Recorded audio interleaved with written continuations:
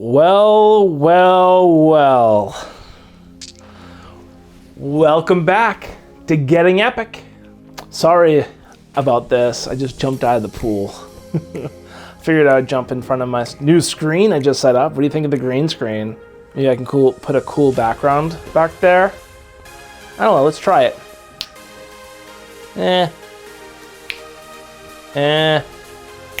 Maybe. Oh, that's the one. Oh yeah. So yesterday, my doctors gave me a really big scare. Stick around and I'll tell you why. Thank you for following along on my journey. If you haven't already, please consider liking and subscribing to my channel. On this journey of mine, I'm going to talk about my weight loss.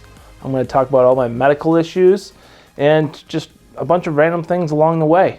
All you dads out there, totally should subscribe so that way we can relate even more. And if you haven't, be sure to leave me a comment below. If you have a journey, I would love to be able to follow you as well. So this coming Wednesday, I was supposed to have an appointment to go see my electrical physiologist to talk about a possible second ablation procedure. And I received a call 2 days ago wondering if I could come in on Friday instead of the following Wednesday. And I was like, sure. I totally didn't ask why. I just figured they had an opening or he was going on vacation or something. I was like, sure, let's do it. I was able to get the time off of work, so it all kind of worked out in the end. So my father came along with me for support, and he just also likes to learn about what's happening with me, and it's more or less to have a second opinion and a second set of ears so I don't miss anything. We met up with the nurse first, and she took all of my recordings and downloaded them from my ICD. She said there was something kind of funky on there, but she couldn't talk really about it because she's not the doctor. Then when I got to the office of my cardiologist, another nurse came in and asked me a series of questions. And at that point, she mentioned to me that the reason they moved up my appointment almost a whole week was because I had a really long cardiac rhythm that could have caused me to go into cardiac arrest. She didn't say that, but when she said my heart rate got up to like 190-ish and it was very persistent and it stayed there for quite a while, luckily my ICD was able to pace me out. I didn't get shocked, thank God, but still, it's kind of scary thinking about it. So she left, me and my father looking back and forth at each other like, all right.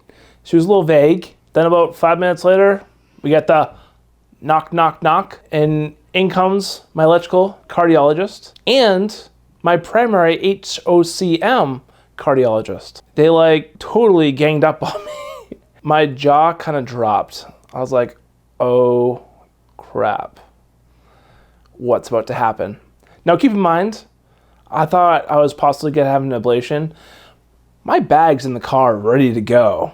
Another reason why I brought my father is if I have to get admitted, he can just go to get my backpack. I have my cell phone chargers. I got everything, right? Ready to go, ready to stay overnight. And they walk in, they explain what happened and why they moved up my appointment, just out of fear. But then something really strange happened.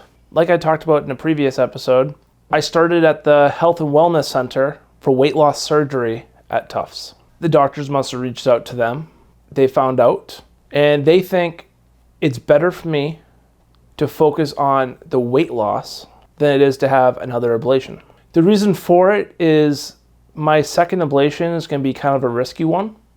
I currently have a left bundle branch block, and that kind of happened during my myectomy last year when I had the open heart surgery. Well, the scarring that's in my heart, it's located next to one of the other two electrical currents.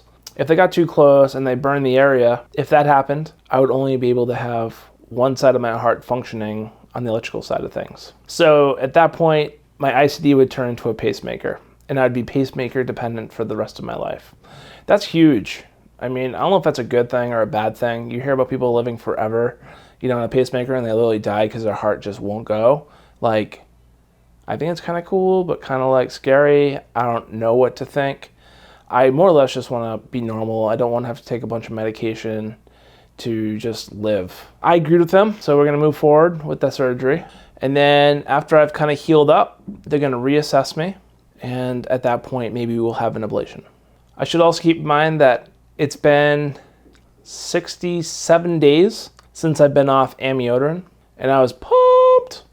And I was like, I started having arrhythmias and stuff, and that's kind of why I had that, episode happen, because I wasn't on amio. I was on metoprolol, but amio does a way better job. Because they want me to get the surgery, and because I'm not having an ablation, they put me right back on amio. I'm going to be on amio who knows how much longer. I haven't had any, side effects of it, thank God, but let's just hope that continues, right? And hopefully I can get off amio as soon as possible. And that's kind of why we want to have an ablation as well, is they don't want me being on amio because of the long and serious risks of amio. I'm taking 400 milligrams a day for the first 2 to 3 weeks. And then I go on to 200 milligrams once a day, like I was previous. That's cool, right? That's cool. Yeah. The only thing that they gave me was, and I'll show you, can you see it? I have another Zeo patch. Did you watch that episode I created about the Zeo patch in my review? Well, I have to wear this for 7 whole days. If I have an issue, I literally click this button. It's also working as a great mic holder right now, so I'm kind of taking advantage. And after the week, I kind of rip this off. I put it in a box. I write down my notes, my issues, and I send it in the mail. That's the best test ever. Another thing is I had blood work done when I was in the hospital. So I'm waiting those results and see what happens. All right, everyone. I hope you're having a wonderful day.